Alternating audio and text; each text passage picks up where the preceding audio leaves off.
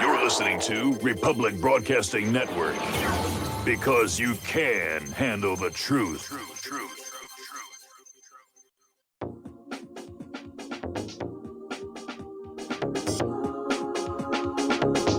What really happened with your host, Mike Rivero? The history the government hopes you never learn. Here is your host, Michael Rivero. Aloha, America. Welcome to our show today. It is Friday, July 24th, 2020. Thank goodness it's Friday. Thank goodness it's Friday. Thank goodness it's Friday. It's been a long week, very arduous time here, and I'm glad it's the weekend, although I got stuff I got to do over the weekend. But, you know, you have that sort of that mental image that somehow you're getting 2 days off, even though you're not really. Anyway, we've got a lot to talk about today, and as usual, I'm going to do news until I run out of news, at which point we open the phone lines. And, of course, in hour number 2, the lovely Lady Claire will be joining us with her unique perspective on the world. So Mike is in our control room, and let's get right on into it. Okay, over in Chicago, Mayor Lori Lightfoot finally gave in and took down the Columbus statue in the dead of night. This was over the objections from the Italian-American community, and apparently protesters are still gathered at her home to demand she defund the police, and she now has her own personal security detail, apparently. So, anyway, critics blasted taking down the Columbus statue as bowing to violent nihilists, and Italian Americans branded the whole thing a betrayal. Now, you can't please everybody, so why should you even try, right? And let's see. Okay, the Yankees and the Nationals had the season opener game, and they knelt in unison before the first game of the season, just days after Trump said the game was over for him if players took a knee. So the Yankees and the Nationals knelt in unison before the first game of the season while the anthem was playing. And I think this has gone on far enough. I'm at the point right now where if anybody does that, I'm not big into watching sports. I'll be very honest about that. I don't watch a lot of sports. I sort of lost my taste for spectator sports all the way back in high school when I was a photographer for the yearbook in the newspaper, and I got tackled. So I sort of stay away from those things now. Anyway, out in Washington State, the Redskins have announced their new name. And boy, they're so creative and clever out there in Washington State. They've renamed their team the Washington Football Team, hoping to avoid any kind of controversy. Well, you're already in trouble because George Washington owned over 130 slaves himself. Now, he freed most of them in his will. But still, in all, you watch, somebody's going to make a big stink about Washington, both the team name and the state name. And I'm still waiting for somebody to say that we got to take Lincoln off those pennies here. Okay, Michael Cohen has been freed by the judge after just 2 weeks, who says jailing him again was retaliatory to stop the tell-all book revealing Donald Trump's race slurs. So the judge ordered the release from prison of Michael Cohen. I think it happened today at 2 o'clock. Eastern time. So Michael Cohen is a free man right now. And I'm sure he's happy about that. The real big judicial bombshell, though, a judge has ordered the release of a multitude of documents in a lawsuit against Ghislaine Maxwell, including the infamous Epstein flight logs. Now, Maxwell was arrested at her New Hampshire address at the start of the month by federal agents. She's currently being held in prison, charged with multiple sex trafficking and sexual assault offenses, along with 2 counts of perjury. It's alleged that not only did she provide underage girls for Jeffrey Epstein to assault and rape, but she participated in the abuse herself. Maxwell wanted these documents kept secret, and the judge said no, they're going to be made public in the coming weeks. And those flight logs are going to be very, very, very interesting indeed here. Okay, Representative Louis Gohmert, Texas, has introduced a resolution yesterday to ban the Democratic Party or any other political party that supported slavery. And it's kind of ironic to see the liberal Democrats out there saying, oh, well, it's the Republicans who are trying to keep the black man down, and it's the Republicans who want to return to days of slavery, when it was the Democratic Party that supported the KKK. Woodrow Wilson was a big supporter of the KKK. And those Southern Democrats had grown rich on the slave economy. and they didn't want to let it go. So now here we are in 2020, and the Democrats are trying to act like, they're completely innocent in all this. And they're going back and saying, well, this Republican founding father had slaves and that Republican founding father had slaves, and they all had slaves, and they're all bad people. But Lou Gohmert is out there saying, got to ban the Democratic Party, or at least rename them. Suppose they could rename themselves the Liberal Party. It would be stating the obvious, but anyway. Okay, let's talk about COVID-19. Okay, U.S. coronavirus cases, we are told, surpassed 4 million, and another 1 million are expected in just 2 weeks. And again, we really can't know if these numbers are accurate or not, because of how many false positives there are out there and the incentivizations to attribute deaths to coronavirus, even when other factors are at play there. So the numbers are not reliable. Apparently down in Palm Beach, a gunshot to head and a death from Parkinson's disease were incorrectly attributed to COVID-19. So it's overinflating the death counts. And it's probably one of the reasons why Florida seems to be having a huge surge right now. Florida's Governor DeSantis calls for an investigation into why people are testing positive for coronavirus tests they never received. So after learning that waves of people who were never even tested for the COVID-19 virus received mysterious positive results, Florida Governor Ron DeSantis decided to call for an investigation to get to the bottom of it. And he really should. Now, I'm convinced there's a real virus out there. It's making people sick, and some people who have compromised immune systems are dying, or they have other health issues as well. But it's certainly not as deadly as the seasonal flu. In fact, so far this year, when you're talking about the younger demographics, more young people and kids have died from the seasonal flu than from COVID-19. But they're fanning it up. They're making a big deal about it for some reason. The other day, I was talking about how strict American Airlines was on the wearing of masks during the flight. But apparently there was this woman who refused to wear a mask and was kicked off the plane before it left the gate, and the entire plane applauded and cheered. So anyway, Donald Trump has canceled his Jacksonville convention, and he puts his own coronation as candidate online with tele-rallies for supporters, admitting Florida's virus spike means it's not the time. I think he's still going to have some form of a convention for the delegates up in South Carolina. But for the most part, it's going to be virtual. And the Democrats have now announced their convention is going to be completely virtual as well. So they'll be able to hide how many people are showing up, or more to the point, not showing up here.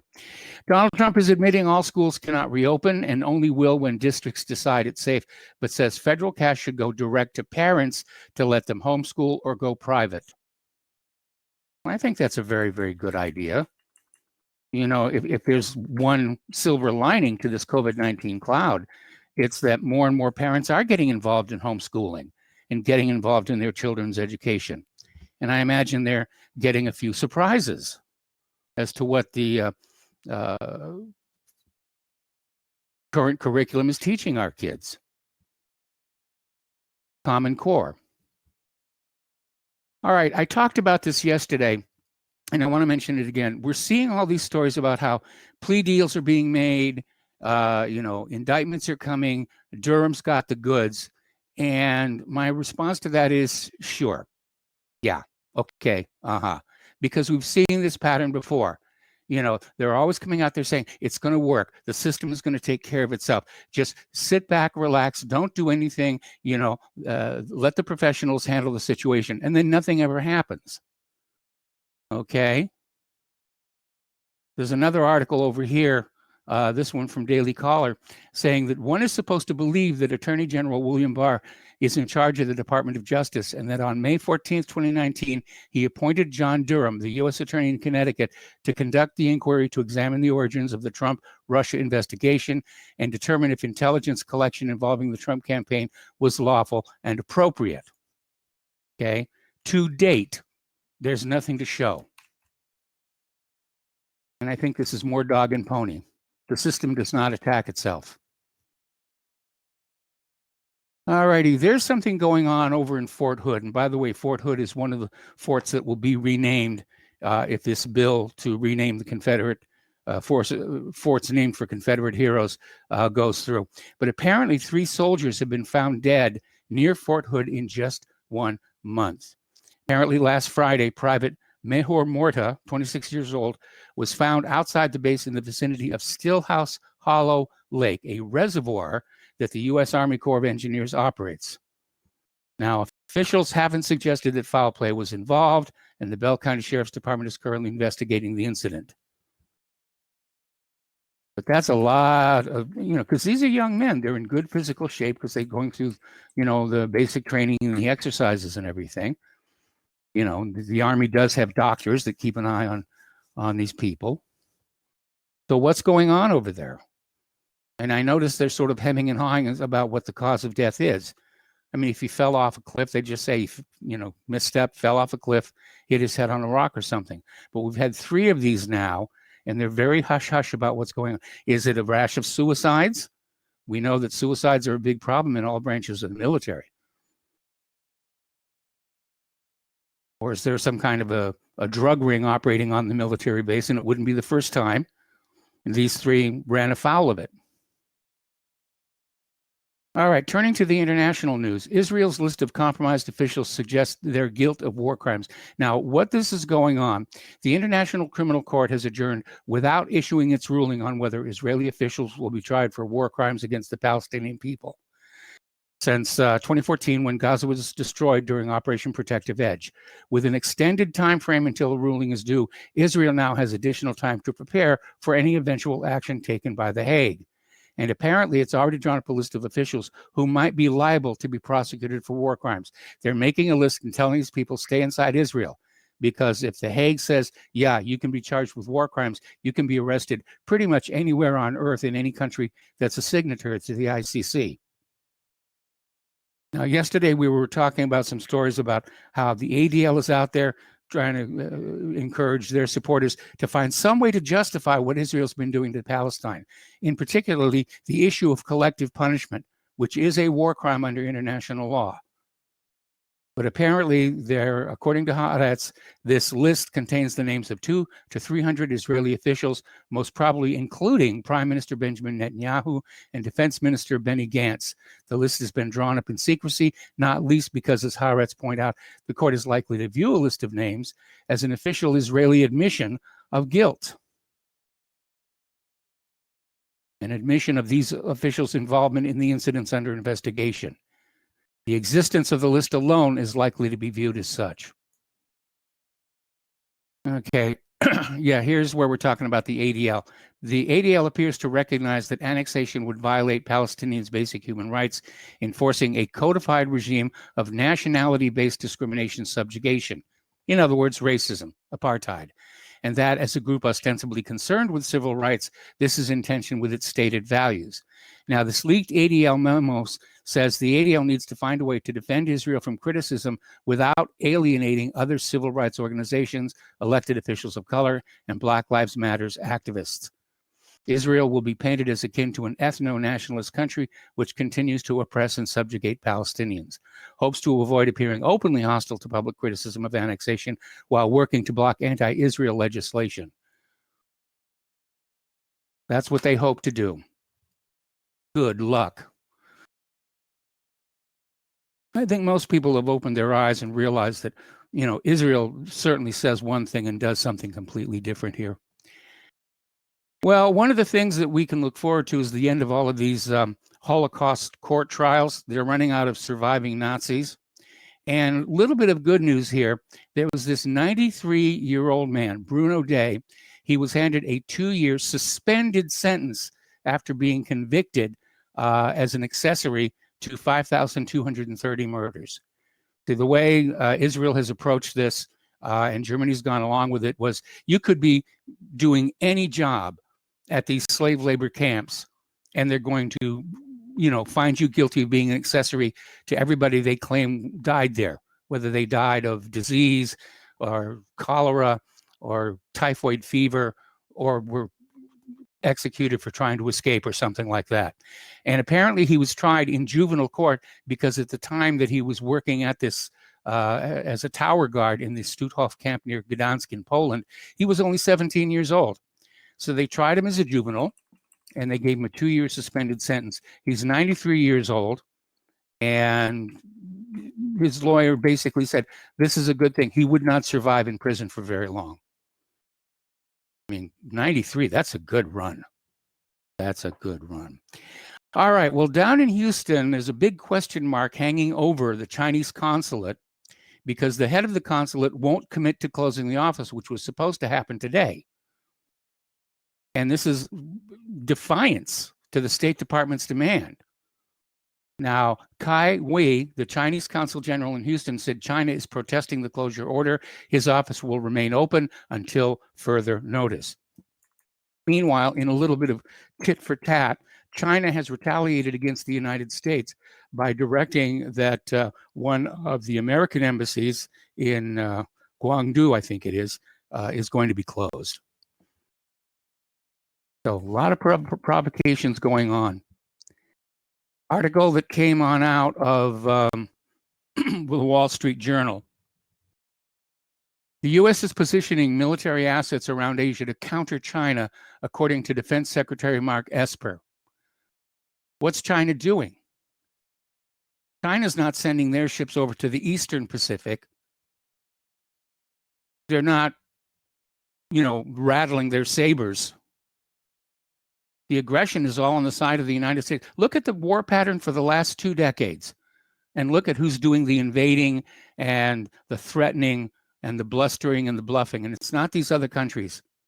It's the United States, which our government has wrecked this country, and they're thinking a war is going to sort everything out because, if they can get a good war going, then the American people will forget all about the high taxation and the repressive policies of this government. They'll throw the flag a snappy salute and toss their money and their children's lives into whatever defense zone they come up with next, which could be China. It does feel like they want a major war somewhere, anywhere at this point. It's going to be the Russians. The Russians didn't bite. Now it's China. China apparently is easier to provoke. But it does look like they think a war is going to solve everything. And that's a repeating pattern. The last 2 times the United States got the economy this badly messed up, they got into a world war to get out of it. Crash of 1907, get into World War I. Crash of 1929, get into World War II. Crash of 2008, and here we are, pointing our weapons at everybody here. Now, Mike Pompeo was out there warning Americans what China is doing to the world, saying we can never go back to the past. There's a lot of China bashing going on. In fact, I was watching Josh Gates has a new show on Wednesday nights, and even in some of their stuff, they're out there, bad China, China's doing bad things here.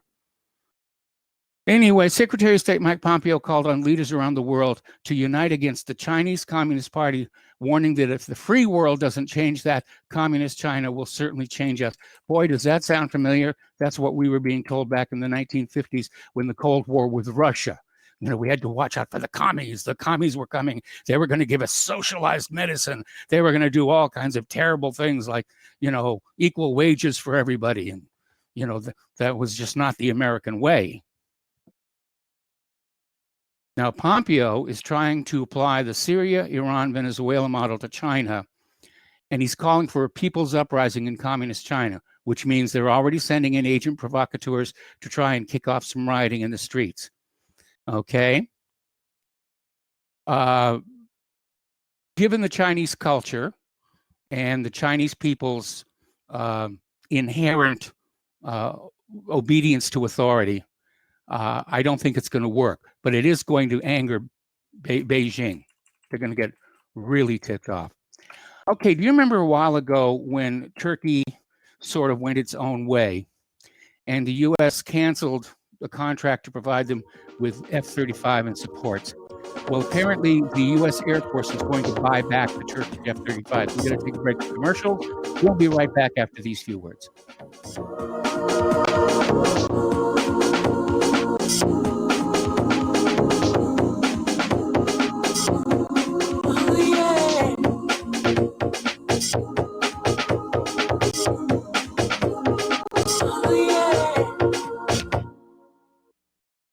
Did you know that you can be tracked and traced when you're online? With identity theft and cybercrimes on the rise, your passwords, your identity, and even your physical location can be revealed to complete strangers. Would you like to surf the internet anonymously and not have to worry about these threats? Well, now you can by visiting patriotinternet.com. For about $2 per month, patriotinternet.com will conceal your IP address and your physical location, allowing you to browse the web, send emails, and instant message anonymously. patriotinternet.com will bypass filters, block sites, and keyword blocking. You can also bypass logging by your router and your ISP. With patriotinternet.com, there is no software to install and uses 128-bit encryption for your protection. When using wireless hotspots, patriotinternet.com shields your information from identity thieves and is compatible with Windows, Mac, and Linux. Protect your identity and your freedom with anonymous internet access from patriotinternet.com. Visit patriotinternet.com today. Folks, we're living in a world the likes of which we've never perceived any clearer than we do now. The plan for global governance has been in the works for generations and would have likely been achieved by now, but for the fact that the globalists left open their Achilles heel. With all their tools, Federal Reserve System, fiat currency, no child left behind, and then Common Core education introduced to our schools to dumb us down, vaccines, pharmaceuticals to lobotomize us, GMO foods, insertion of compromised or bought and paid for politicians, judges, mainstream media propaganda, all pieced together like a puzzle designed to ultimately bring the world under submission. But with all their strategy, they forgot one thing: knowledge. And knowledge is power. With knowledge, their bombardment is nullified. Folks, with that, as brilliant and knowledgeable as you've become, among the wisest audience of any radio audience in the world, and you are, I want you to take a moment to reflect and ask yourself, how much of that knowledge did I obtain from Republic Broadcasting Network? How high has my consciousness been raised since I've been a listener? How fast am I now able to discriminate truth from fake news by being a Republic Broadcasting listener?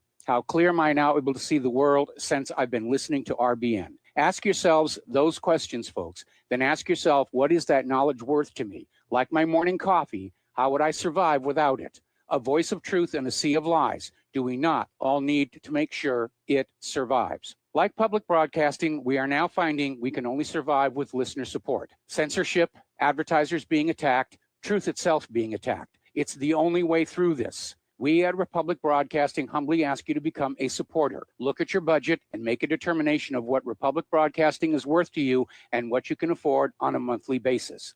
Go to republicbroadcasting.org and pledge 20, 30, 40, 50, if possible, 100 a month or more if it's affordable. Click the donate button and become a regular monthly donor. Assure both us and yourself that Republic Broadcasting truth will continue to flow like that morning coffee. The network thanks you. Well, they're stealing down on Wall Street and in Washington, too. You know, it makes me wonder, what's a guy on Main Street to do? I've always tried to be an honest, upstanding kind of guy. But I must admit lately, I thought about giving something else a try. Oh, I want to be a pirate. I want to sail the seven seas. Yeah, I want to be a pirate.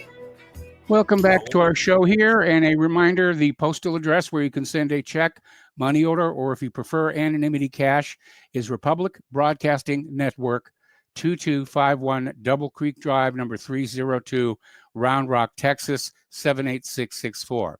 The phone number where you can make a credit or debit card donation is 800-724-2719, extension 3. The network thanks you. We really need your help. And again, a huge thanks to those who've already donated. Okay, so apparently we're sending more troops to Europe, specifically Norway. The U.S. Marine Corps is going to be sending more troops up there. And according to Norwegian Defense Minister Frank Bakke-Jensen, the U.S. presence in the country will be made more dynamic. Instead of maintaining a force of 700 in the country, the U.S. presence will soar during drills and diminish in peacetime. Like that's going to happen anytime soon here. Major Adrian Rankin Galloway at the U.S. Marine Corps Forces European Command has assured Norway that despite the restructuring of the U.S. Marine Corps, which may have consequences for the Allies' defensive capabilities, the U.S. still promises to fully support Norway and meet its obligations. Who's putting Norway into play? All right. Rankin Galloway told the newspaper Klassekampen, we will continue to develop our strong security cooperation with Norway. He added that American participation in Norwegian exercises will increase, while the continuous presence will be made more dynamic. Okay, Erdogan is talking tough again, and he's saying that the Turkish invasion of Syria will end when people are free. Oh, that's always the carrot they dangle out there. Go along with the wars. You're going to be free. They're going to be free. Everybody's going to be free. You know, it's easy to make people free. Just leave them alone. Just stop messing around with their lives. This has got nothing to do with freedom. The United States has invaded something like 30 different countries since the end of World War II. And I'm guessing at that number, it may be more. And always we are told we're bringing American democracy to this country. We're freeing these people from an evil tyrant. And the reality is we haven't actually produced a working democracy in any of these countries we've gone into. We impose dictators trained at the School of the Americas. The Shah of Iran, for example, Pinochet, Ferdinand Marcos, who basically exploit their country, Batista in Cuba, exploit their country for the benefit of American corporations. Now, right now, NATO seems to be at the helm of European foreign policy. NATO defense ministers gathered by video conference on June 17th and 18th and made a series of decisions to strengthen the alliance's deterrence. However, nobody in Italy talks about it, neither the media nor the political world, where an absolute multi-partisan silence reigns all over this. Yet these decisions, basically dictated by Washington and signed by Minister Guerini for Italy, not only trace the guidelines of our military policy, but also our foreign policy.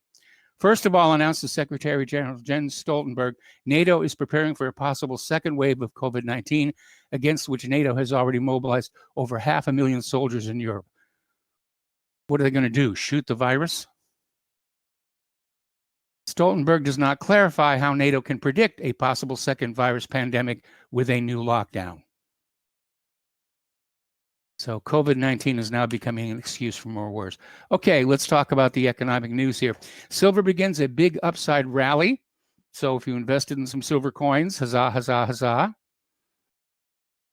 The world is looking at going back to a gold standard as the US dollar continues its collapse.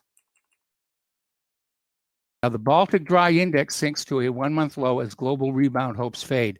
The Baltic Dry Index is losing steam following an impressive upswing from May's lows. The BDI began tumbling in August of 2019 with an extension to the downside following the virus pandemic. The BDI is an index of the Capesize, Panamax, and Supramax time charter averages used by investors as a proxy for shipping conditions or world trade. According to Reuters, BDI touched one-month lows on Tuesday, weighed down by declining rates for Capesize and Panamax vessels. Now, what the Baltic Dry Index is measuring is the shipment of raw materials. If you own a store and you've got good customers and they bought all of your toasters, you need to order new toasters. So you call the manufacturer and you say, I need more of these toasters. The manufacturer then calls up the company that provides the raw materials and says, I need more raw materials. And the raw materials being moved from their source to the factories, that's what the Baltic Dry Index measures. And so if the Baltic Dry Index is low, it means manufacturing is slowing down.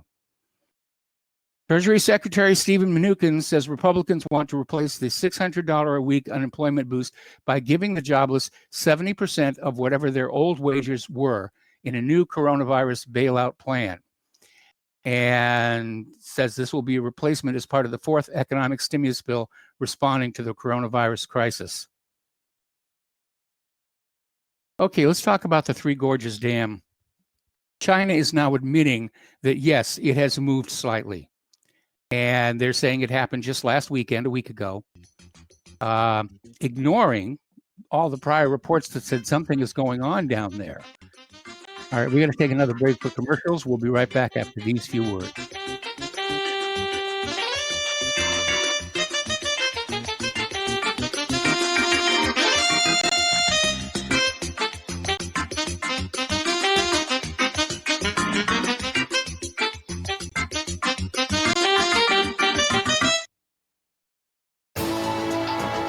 You are tuned in to the Republic Broadcasting Network.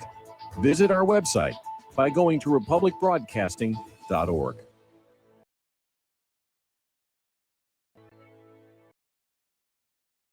Homeowners, are you in foreclosure, expecting to be served with a foreclosure lawsuit, or suspect your lender has coerced you into an illegal mortgage transaction? A huge number of mortgages made in the last 10 years have legal issues and are possibly defective. State laws and the U.S. Supreme Court have upheld that defective mortgage documents are grounds for foreclosure defense and for counterclaims in favor of the homeowner. If your mortgage has been sold or assigned since closing the loan, it may be defective and you may be paying the wrong party, and the lender may not have standing or the right to foreclose or collect payments under the law. If you would like to know if your mortgage is legal or not, or know if you are paying the right party, we can help. Our initial consultations are free of charge. We are not attorneys. We are legal researchers and work closely with experienced lawyers who know how to help you find the evidence to help you keep your home. Call toll free 1-855-2-KEEP-IT. That's 1-855-2-KEEP-IT today. Here at Republic Broadcasting Network, we have been building our online store. Well, we have been focusing on bringing you the best talk show host in the country. Here at Republic Broadcasting Network, we also want our listeners to have products they can use every day and in times of emergency. We have added new products each week to our store. Your support of this network, plus products at the best prices, is a win-win situation. Check out our new store. Go to our website, republicbroadcasting.org, and click on the online store located at the top of our website. Together, we can continue to grow RBN and help our listeners prepare for the future. Go to republicbroadcasting.org and click on our online store or call us. 800-724-2719, extension 3. 800-724-2719, extension 3. Is the Second Amendment your line in the sand? Is the United States Constitution important to you? Are you worried about gun confiscation? You need to join us for free at gunconfiscation.com. At gunconfiscation.com, you will meet like-minded patriots, get the latest Second Amendment news, and find anything you need to prepare for gun confiscation. Visit gunconfiscation.com today. That's gunconfiscation.com. Which side are you on? Talk Right, the conservative app offered by TalkStream Live that caters exclusively to the conservative talk radio community. Here you'll see only talk shows and podcasts from the conservative right, all the big broadcast names and online digital shows in one place. Talk Right makes it easy to find all your favorite conservative talkers with all the upscale features you come to expect from TalkStream Live. Keep up with the fast-paced political world. Download Talk Right today from Google Play or the App Store. We will not go down in the night without a fight. You can burn up our mosques and our homes and our schools, but our spirit will never die. We will not go down in Gaza tonight. Welcome back to our show here, and I did make the comment before that I'm really not a big fan of spectator sports, and I just got an email correcting me on the fact that the team formerly known as the Washington Redskins plays out of Washington, D.C., not Washington State. My bad. And I wonder when somebody's going to say we have to change the name of our capital city because George Washington owned slaves. Because it really is getting that ridiculous. It's turning into a reducto ad absurdum. Okay, anyway, we're talking about the Three Gorges Dam. It is really at its maximum capacity, and there's still huge flooding upstream. There's apparently a big surge of water coming down from all the way in Tibet, and the rain is just pouring down there. And now they're admitting that the Three Gorges Dam has deformed, but they're saying no big deal, nothing to worry about. And I certainly hope that's true, because if that dam was to collapse, we're looking at a 100-foot high wall of water traveling at about 100 miles an hour heading downstream. And in its path is Wuhan with the lab in there with all the viruses and whatnot. And this wave would reach all the way to the coast and city of Shanghai. It would be a huge, huge humanitarian and economic disaster for China, and the economic effects would be felt around the world. China, on the other hand, is looking to the sky, and they just launched their Tianwen-1 on its journey to the Red Planet. And it's due to arrive on the Red Planet next February after a 7-month, 34 million mile voyage. Okay, we're going to go ahead and open the phone lines now. And we're going to talk a little bit about computers. Apparently, there's a new, what's called a shadow attack, and it can replace content in digitally signed PDF files. So apparently 15 out of 28 desktop PDF viewer applications are vulnerable to a new attack that lets malicious threat actors modify the content of digitally signed PDF documents. That's always been one of the big problems about working over the internet. How do you get a signature? How do you get, there's no such thing as a digital notary. But apparently the list of vulnerable applications includes Adobe Acrobat Pro, Adobe Acrobat Reader, Perfect PDF, Foxit Reader, PDF Element, and others, according to new research published this week by academics from the Ruhr University Bochum in Germany. Okay, archaeologists and anthropologists are now saying that the first humans reached the New World and settled in Mexico 15,000 years earlier than previously thought. It was thought that humans came over from Siberia across the land bridge that formed during the last great ice age. But apparently they have found artifacts in Mexico dating 15,000 years earlier than that. And so it begs the question, how did they get over? Because the ice age hadn't really gotten going at that point. But it proves we're very resilient as a species. And it also proves that, prior to the invention of writing, which is maybe 8,000 years ago, we really don't know what the history of the human race has been. We're talking about humans and proto-humans living for 2 million years on this planet, and we don't know what they did. For all we know, there may have been advanced civilizations that got wiped out by the ice ages. Now, here's something that's a little bit interesting. Probably most of us have got this image of Neanderthals as big and huge and tough and strong, but it turns out they had a lower pain threshold than most modern day humans. And the 1 in 250 people who carry their genes today are still more sensitive. They have a pain threshold 7% lower than people without this mutated gene. And that's something that a lot of people are having some questions about, is the fact that the Neanderthals didn't really go extinct per se. They simply intermarried. And that a lot of their DNA is still in the human gene pool. Okay, the phone lines are open, 800-313-9443. And Ann Coulter is out on the warpath out there saying that Democrats are the parties of Antifa, is the party of Antifa. And she does seem to be right about that. And I have to wonder, what are the Democrats thinking? Because they're supporting all this violence, they're supporting the rioting, they're encouraging all this nonsense about, cancel culture. They're calling for statues to be torn down, monuments to be torn down.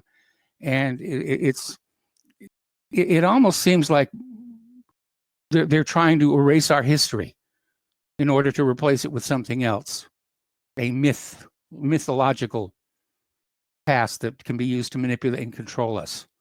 Because if we live in a world of illusions, those who control the illusions control us. Anyway. All righty, let's see what else we have in the news here. Penn Apparently, 90 Chinese nuclear scientists have all resigned at the same time with no explanation. Well, I'm sure they have a pretty good reason. We just don't know what it is here. And here's kind of an interesting little story. A federal judge in Oregon yesterday afternoon issued a temporary restraining order prohibiting federal officers deployed in Portland from using physical force against news reporters and legal observers documenting the ongoing protests and riots in that city, which are still continuing even as I speak. However, just hours after the ruling, video emerged showing federal troops firing tear gas projectiles at and ultimately hitting a local journalist with the Oregon Public Broadcasting System who was recording the ongoing conflict here. Let's see, we have a caller on the line, Al in Canada. Aloha, welcome to the show. What's on your mind? Mike, there's an old attack in town. It's called Windows 10 in Google Chrome and Google search engine. So all they're after is your loot. I remember you saying a couple of years ago with Windows 10 coming out, what they're going to try and do is they're going to try and use it as a pay-for service. Yes. And as these updates come out, and I'm like suffering through them and having to shut them off and actually renaming files in order to do this, I've come to realize that I think you're absolutely right, because a lot of things are changing in Windows 10 and the way it works. Whereas, like, I have Magic Jack, so when I use my phone, the microphone comes up in the taskbar as an app, right? Yeah. And then there's, like, in the task manager, I see a Your Phone, and it comes back every couple of weeks. I rename the folder to .back or .old, and then it comes back, and then I have to go back and delete it. Same with Cortana, right? Yeah. Same thing. If anybody wants to know how to shut off Cortana, it's so simple. You see it running in the task manager. You right-click on your taskbar, go to task manager. You see it running. Right-click on Cortana, and then go to where the file is. And you don't minimize your windows. You know what I mean, Mike? You make it like half of what your monitor would be. I can't remember what they call that. So basically, you have the task manager and that open up at the same time. And what you want to do is you want to rename that Cortana folder to .back or .old. And so you rename it, and then you immediately click on your task manager, right-click on Cortana, and end the task, and then go back and hit OK for renaming that folder. That's the only way to shut off Cortana, and it works until, of course, Windows 10 updates. And I haven't been able to figure out how to stop that. Yeah. Even though you know GP editor and whatnot. One of the things I don't like about Microsoft is they've adopted the attitude that they know what their computer and you should be doing better than you do, which is definitely not the relationship we had with machines going back to the 1970s and 1980s. I've got one Windows 10 machine, which is stable, and because it's stable, I don't allow any updates. I've got that completely shut off, and it will nag me, about, you need the updates, I need the updates. But I've heard all these horror stories about the machines being bricked. And, I'm really thinking about turning this one particular box into a Linux box. If it works for you, I would do that. But, as far as the updates bricking a computer, it's happened to me. And it was a horror show trying to get it back. Yeah. I didn't want to reformat because it took, you know how long it takes to do these things. Yes. Get the machine the way you want it, and then it goes bad. And that's including, Mike, using backup software, or even like the Windows 7 backup where it would make an image file was good. Yes. It worked great. And like Windows 10, it doesn't work that great. It's almost like it's by design. They want to ram this stuff down our throat because it's tracking everything we do. And that's it. Well, I think Windows 10, Windows 10 is a horrible operating system. It's right up there with Vista and Millennium Edition. Yep. But it has DirectX 12. Gamers love that. Yes. and I'm one of them. I'm not a big one, but still, I like that DirectX 12. It makes everything look a lot nicer. It gives me a reason to spend a bunch of money on a stupid little graphics card that I really don't need, but I really want. Yeah. Well, I don't spend a drives lot of market. time on games other than flight simulators, so and I don't even have time to do that anymore. Yeah, they're big on graphics as well. I appreciate your time, Mike. You have a good show. I'm going to be listening. Thank you. All right. Thanks an awful lot. We're going to switch over to Frank in Pennsylvania. Hello, Frank. Welcome to the show. What's on your mind? Oh, okay, Mike. Thank you so much for taking my call. I think I put 2 plus 2 together why 90 nuclear scientists resigned in China. That Three Gorges Dam. How many nuclear power plants are down from that dam if it breaks? I don't know the exact count, but the whole point of having that dam in the first place is to have hydroelectric power rather than nuclear. Well, I was just curious to find out how many are downriver from it, because I'll tell you, if that dam does burst, oh boy, it's going to be a disaster for the entire world. If there's nuclear power plants downriver from it, I'm not sure if there are, but I was just curious. 90 nuclear scientists resigning, in addition to that dam is starting to crack a little bit or shift. Doesn't spell very good news, Mike. I just crossed my mind. No, it doesn't. It doesn't. And like I said, the floodwaters are continuing to rise. That thing could, if it lets go, it is going to be probably the worst dam disaster in history. Probably the worst, man-made disaster in the history of the human race. You're right. It is huge from what I've seen pictures of it. And the death toll is going to be, oh my God, it's going to be beyond count. And I was just curious. That's why I called this, the nuclear power plants. I know that they're moving away from nuclear, but I was just curious if they do have old nuclear power plants that are still online downriver from it. And those are going to be one of the first things that really is going to frighten the world, like what happened with Fukushima nearly 10 years ago. Well, I think it was over 10 years ago. I mean, it just will raise a hue and cry around the world. What would happen to population if there's like 2, 3, 4 nuclear power plants that get wiped out by this dam break? And that might be the reason why those 9 scientists left, or who knows? I'm just putting 2 plus 2 together. The show is wonderful, Mike. You got a lot of good information out there, but it's just something that you should be thinking about. If there are nuclear power plants down from that dam, beware. Okay, Right? well, I'm looking at a map right now of where China's nuclear power plants are. They're located along the coastline because they're using ocean water to cool the same way that Fukushima did. And it doesn't look like there are a lot of them coming down from the Three Gorges Dam. And like I said, the Three Gorges Dam is, a major provider of hydroelectric power. I think it's in the top 10 of hydroelectric dams around the world. Very good. Okay, Mike, thank you for the information and keep up the good work. I will do my best here, and we're going to switch over to Miles in Maine. Hello, Miles. Welcome to the show. What's on your mind?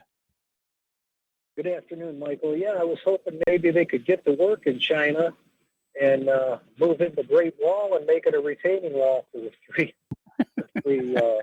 whatever the heck. They may have to. They may have to. Unfortunately, I think it's on the wrong side, though. I was going to offer up maybe something that you might consider. I tried to call for like a half hour yesterday with an already shortened show. I don't think it's a benefit. I think we should have these show hosts that are calling in. They take up an unusual amount of time. And they have their own shows, and they call in their other shows. And you've got so many people that love to contribute to your show. And I just think we should maybe have a moratorium on any talk show host on this network calling in, because we've only got really the 1 hour for all the people that listen to this show. I mean, I know this is the number one. It's got to be the number one, the worst number 2 show. And everybody wants to get in here. And so there's so many that want to contribute. These talk show hosts, they have their own show. They get in on other shows like Stat Millers and the other ones. And I think they need to leave your show pure. So I was going to suggest that. And I was also going to say maybe instead of an hour with the news, cut it back to maybe a half hour so we could get these callers in. Well, what I do is, I like I said at the head of the show, I go until I run out of news. And sometimes it's a busy news day and there's a lot of stuff I can talk about. Other days, it's like a repeat of more of the same. I mean, you look at like Fox News, which I have up on the TV here. They're talking about COVID-19 hour after hour after hour, day after day after day. And I don't feel I can do that unless there's something new on the horizon. And sometimes finding enough material to fill 2 hours can be rather tricky. Right. Well, a lot of the callers have also, they got such reference points that they cover a lot of this news, in concert with you. So they get it out there too, but you just have so many callers that want to contribute. Those were a couple.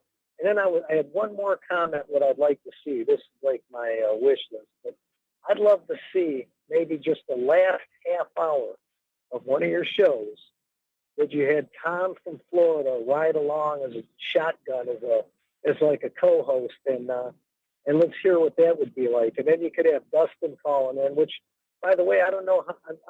I've been waiting to hear Dustin's sentiments on the vaccine, because if it's anything like the way he supports the mask, and Dustin gets a hold of something and it's the vaccine, he might be calling in next time as Dustina.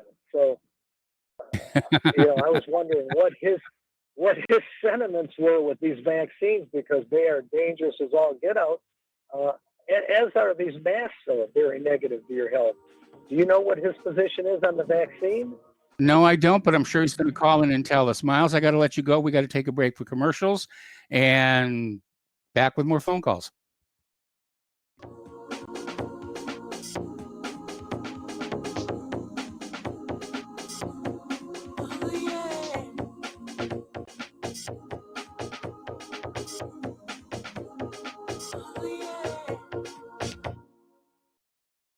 What would you say if I told you we have a new tool that will increase production and lower maintenance costs for your meat processing company, and it would pay for itself in just 6 weeks? When pigs fly! The new EaseOff Model EZ4 replaces old spring-style carcass droppers and is faster, safer, and more reliable. The EaseOff lowers or lifts 1,000 pounds to or from your rail automatically using our remote control. Sounds expensive. Can I afford it? Can you afford not to try the EaseOff? It installs fast with just 3 bolts in place of your current dropper. The effortless operation will reduce fatigue and injuries, speed up your line, eliminate downtime, and increase profit. How can I order my EaseOff? Go to easeoff.com, EAZEOFF.com, and hurry, because we are offering $200 off on the new EZ4 for a limited time. Easeoff.com. We make pigs fly. Cows too. EaseOff LLC, Summersville, Missouri, 417-932-6419. Hey, honey, I'm home. I grabbed a newspaper on the way home. Look at all the news today. Don't you know that all you're going to get in the newspaper is propaganda, twisted news, and false information? Honey, this is a national newspaper. It has to be true. Ha! For some reason, the majority of the population believe anything the mainstream media tells them. The newspaper doesn't give out the important attention of what's happening to this country and news that affects our daily lives. Say, does that newspaper mention anything about the North American Union? No, not that I can see. I didn't think so. You need to go to www.newswithviews.com, where truth is more important than political correctness. That's www.newswithviews.com. Hey, don't throw that away. We can use that in the birdcage. Okay, move over. Let me start reading newswithviews.com. The truth? Read all about it at newswithviews.com. Newswithviews.com, where reality shatters illusion. Extend your life with Extendovite, a 7-herb combination made from garlic, cayenne, bilberry, hawthorn, ginkgo biloba, valerian, and milk thistle. Each herb was chosen for their abilities to help improve irregular heartbeats, chest pain, lower cholesterol, as well as normalize blood pressure and clean and strengthen arteries, plus much, much more. Doctors have taken people off of some or all of their pills just because they believe their patients got better while taking Extendovite. Get the dependability of Extendovite. Just see how you feel in 6 months. A 2-month supply of either capsules or liquid is only $69.95 plus shipping and handling.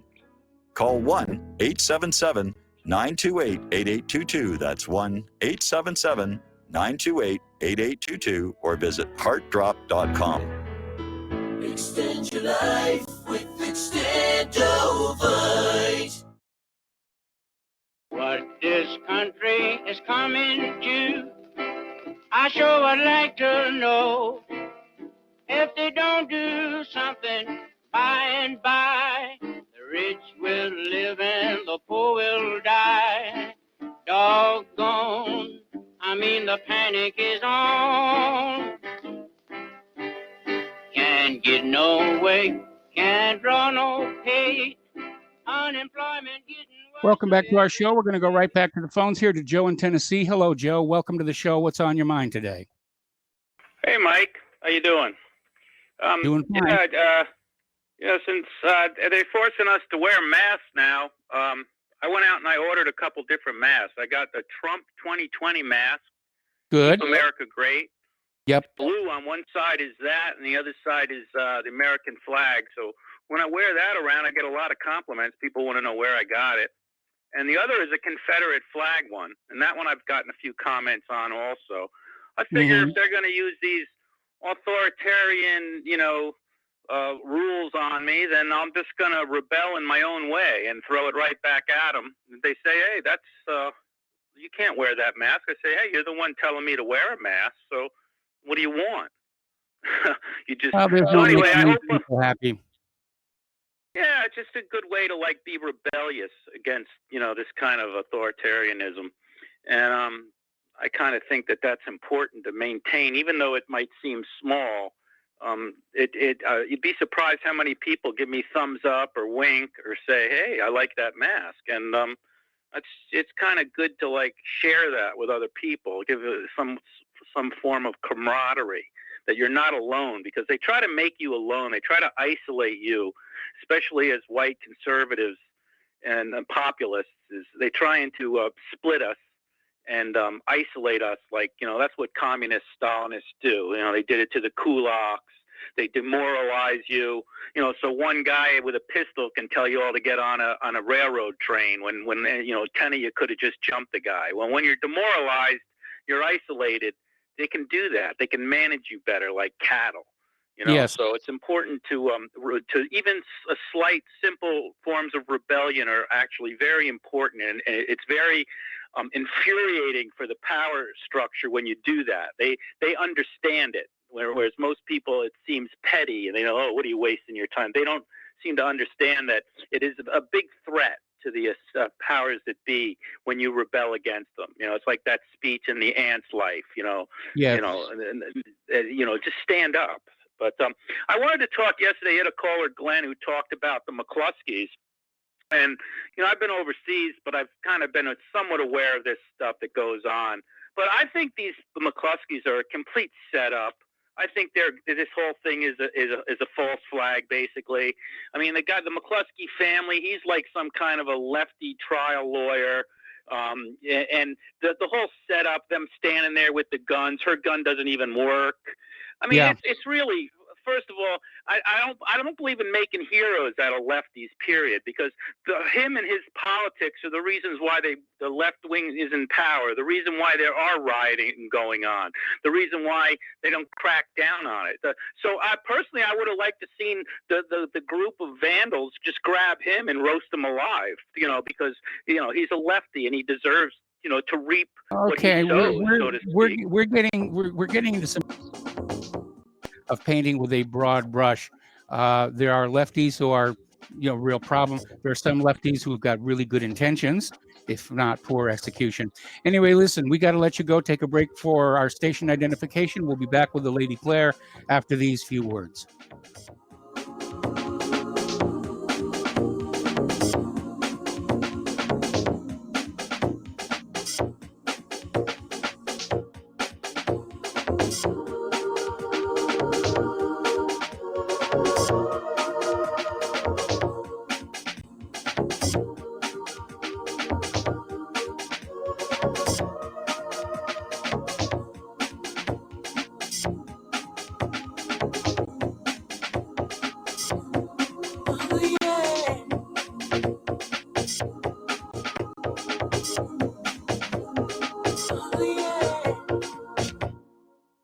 Talk Right, the conservative app offered by TalkStream Live that caters exclusively to the conservative talk radio community. Here you'll see only talk shows and podcasts from the conservative right, all the big broadcast names and online digital shows in one place. Talk Right makes it easy to find all your favorite conservative talkers with all the upscale features you come to expect from TalkStream Live. Keep up with the fast-paced political world. Download Talk Right today from Google Play or the App Store.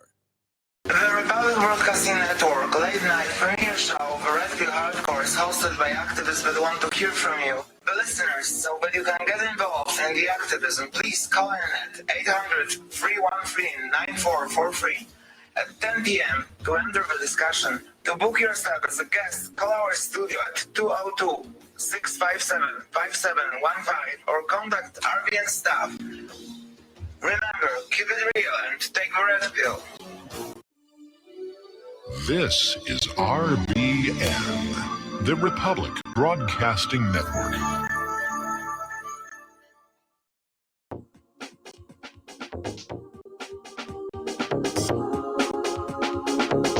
What really happened with your host, Mike Rivero, because World War III is a really bad idea. Here is your host, Michael Rivero. And welcome back to our show, hour number 2. And before we go to the lovely Lady Claire, we've got 2 other callers waiting on the line. So let's go to Ken in New York. Hello, welcome to the show. What's on your mind? Hi, Mike. I just wanted to tell you that you'd mentioned a Raspberry Pi several times. I went and dragged myself kicking and screaming and got a $10 Linux preloaded on a chip, and everything works. It's a 1.2 gig machine and it outperforms. I'd been using XP and I was crying because I had to leave it. And I do have a tablet that has Windows 10 on it. And like you, I won't let it update. It seems to be working okay. I just leave it alone. I only use it when I absolutely have to. Everything works on a Linux. Yeah, it does. It's all open source. And we had one of our fans send in a list of absolutely free music software that will run on Linux. And I'm getting ready to overhaul Claire's music studio because she's getting back into writing and composing and the rest of it. So we're going to hot rod her music studio, and we're probably going to put a Linux box in there with a lot of this software on it. I was playing with one earlier today called MuseScore 3. And, you know, especially that you don't have to pay for it. It's well worth the money. Yeah, I may have seen 1 or 2 of those. I saw some being offered, some music, so I may get one for myself. But I think Microsoft is finished, and I think their problem was when they got rid of the people that were turning into millionaires, and they started hiring $9 an hour engineers from where. Mm-hmm. Did you see the TV series *Halt and Catch Fire*? I'm sorry, I missed that. Okay, because it was a TV series called *Halt and Catch Fire*, and it's a telling of the early days of the personal computer revolution, and a lot of it is rooted in how things really were back then, and so it's kind of interesting. I hope it comes back on. Anyway, you know, the Raspberry Pis, I actually had 2 of them that got lost somewhere between Oahu and here. And yeah, they're Linux machines, and Linux works really good. And there's a lot of free software out there, and not just for music. And you know, you have to sort of like get into that community, and then everybody say, oh yeah, you can get astronomy software over here, you can get renderers over here, and all kinds of animation tools, and you can build yourself a studio for the cost of the hardware alone. And you don't seem to have to configure anything. I just hooked it up. It recognized the IPs. I didn't have to set anything up. And I used Vivaldi because I liked opera until I understand the Chinese bought them out recently. But the Vivaldi is like the Scandinavian people that originally wrote opera. And boy, does it zoom. I did my banking. You know, I'm slowly working myself over to it. Put everything on it and find apps that are compatible with it. And one of the things I like is DOSBox, which fortunately exists for several platforms, so I can keep my old stuff working. It's really, I paid like $30 for it. It was a bargain. Yeah. I mean, some of the earlier Raspberry Pis you can get on eBay for like $20, $30. And the top of the line Raspberry Pi 4, with 8 gigs of RAM is going for just over $100. It's just amazing. And what's really cool is at those price breaks, if one machine is getting old, you can just copy your apps over to the new machine, move the little micro SD card over with the operating system, and bang, you're up and running again. I'm trying to figure out, can I gang these together into a rendering farm? My computers were fun when they were all Commodores. I mentioned in the past that I still have them all, and I have spare parts for them. But this stuff with Windows, after XP, I'm finished with it. It's still mildly usable, and all of your certificates are expiring. And yeah. You would think somebody would want to start a business rewriting certificates for these old operating systems, but nobody seems to be interested in it. No, the business models get you to buy everything all over again every 5 years. Well, the Raspberry Pi, to me, that brought back how much fun it was playing with computers when they first came out. And I was a big Commodore user myself. I had a VIC-20, then I had a Commodore 64, then I got into the Amigas, and I was in those for a lot of years. I have a B series, is one of the last ones that I have, and I used to be a dealer for MSD. I have the IEEE drives, a pair of them. That was back in the early 80s. Memories. Sorry about that. Oh, the good old days when computers were fun. All right, Ken, I'm going to let you go here because we got one more caller, and then I want to turn the microphone over to the Lady Claire. Terry in California, what's on your mind today? Hey, Mike, I have more news and less callers and limit Tom's time to just to the same thing everybody else gets. And my question is, do you know about Israel destroying a Palestinian COVID testing station? I heard about that. I heard about that. And yeah, and it's very convenient to have all those Palestinians die from COVID, to have it spread throughout the whole community. And that way you won't be accused of, violence and, using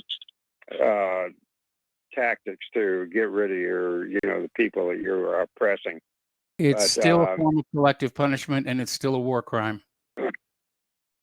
Right. The other thing I wanted to mention is my daughter lives in Los Angeles, and she had a burglary next door. And these two minority youths, about 20 years old, were running down the street with a pillowcase full of silver and stuff from the house. And the guy came home, and he started running after them. And they called the police. And this policeman they know that works in the neighborhood came over, and they told him, and he says, well, we got new word from Garcetti that we're not to arrest anybody or prosecute anybody that's not committing a violent crime. So property crime is, hands off of that, and they're not even going to acknowledge it. So that's what's going on, and since that word got out, then the crime rate's going up. People imagine my shock.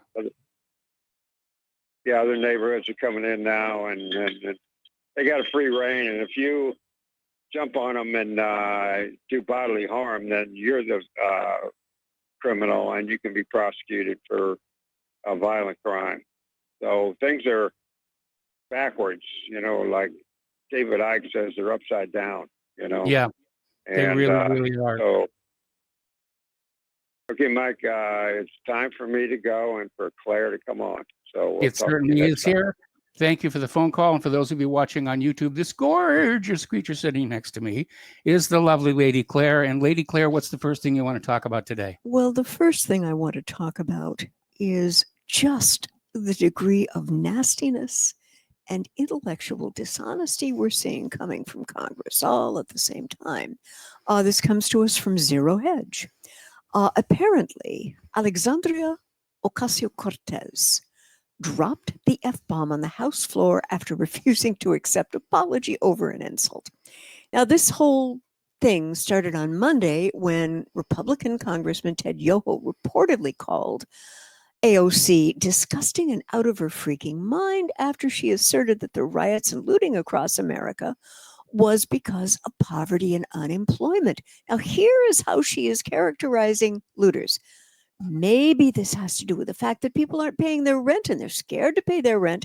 And so they go out and they need to feed their children and they don't have money. So they feel like either a need to shoplift some bread or go hungry. Well, apparently, Yoho got ballistic and committed an even worse sin by strongly swearing at her in a very gender-specific manner at the New York congressperson.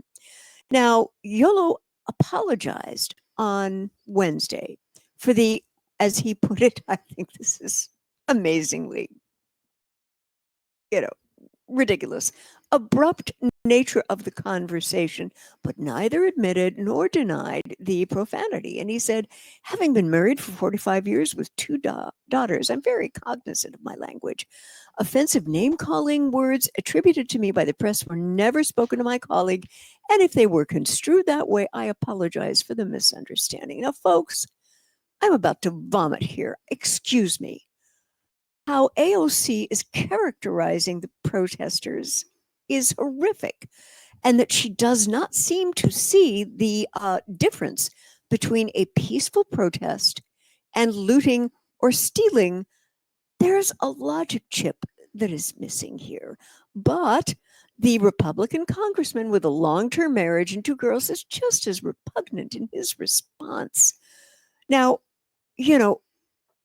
when people have a hungry family, the first thing they should do is they should call every church they can turn their tongue to and find out who's got the food bank, who's got food to feed those children and get the immediate situation taken care of.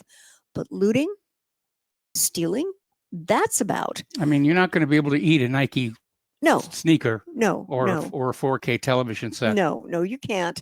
You're going to fence it, right? Yeah. Or you're going to take it home. You're going to put it on the wall and say, hey, I got 4K TV. Yeah.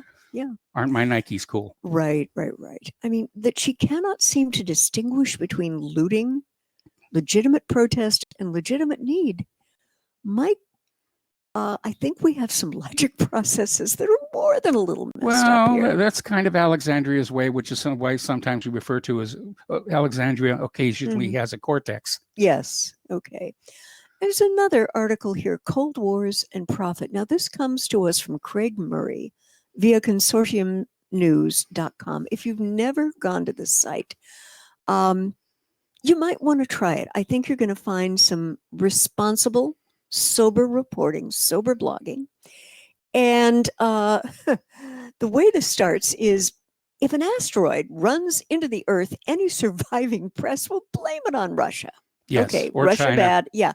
Now, a couple of days ago, The Guardian of all blogs carried a very bizarre piece, which has since been removed under the heading Stamps Celebrating Ukrainian Resistance in Pictures. Now, the first image that they show is a stamp bearing the name of Ukrainian Insurgent Army, UPA. Now, this organization was responsible, and there's no doubt about this, for the slaughter of at least 200,000 Polish civilians. They liquidated whole Polish communities in Volhynia and Galicia, including women and children. Now, the current Polish government, which is as anti-Russian and pro-NATO as they come, has declared this a genocide.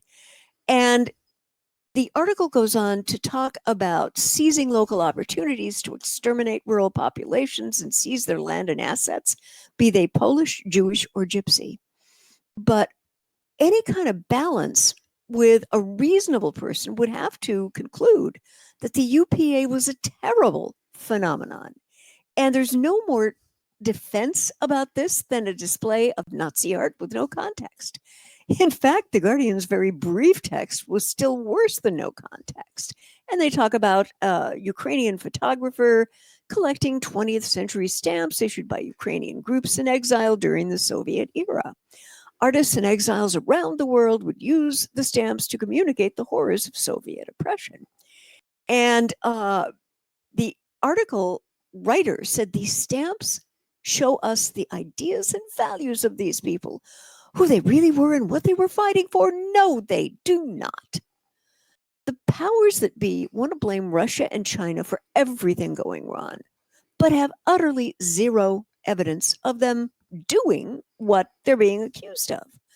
And Mike, the one thing I'm hoping for, especially as we come into this election season, is that we have more people intellectually awake about the degree to which the United States government constantly lies to its citizens, constantly.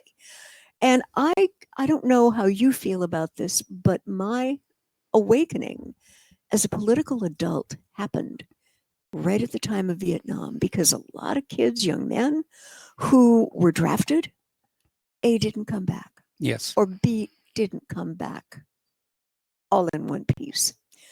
And I would like to hope that that would be something that people are going to think about. Because as you mentioned, I feel that we are being pushed into a war before the election. That is something that President Trump wants to see happen. And unfortunately, unless we quietly, peacefully, and responsibly fight this thing, we're going to be at war by November 3rd, which is the election day this year. Yeah, it does feel like we're being rushed forward into a war before the election can happen. And, you know, do the Republicans think it's going to help Trump? Do the Democrats think a new war is going to work against Trump? I think everybody's kind of guessing on that. Yeah, I would agree. But I am old enough to remember when the Pentagon Papers came on out and basically said, yeah, the government had been lying to us all along. They knew they couldn't win in Vietnam, but nobody wanted to be the person who stood up and said, we have to quit. Yeah. Yeah. Very painful watching. What is that line? Those who do not understand from history are doomed to repeat it. Yes. We're there. Okay, very interesting development. Major Hollywood studio orders AI-driven face mask detection robot. Oh, golly gee. Thank you, Lord, that I'm an independent and I work at home. According to RID, ROSA is an AI-driven security system, including both human and vehicle detection, license plate cognition, and complete integration with the RAD software suite notification and response library.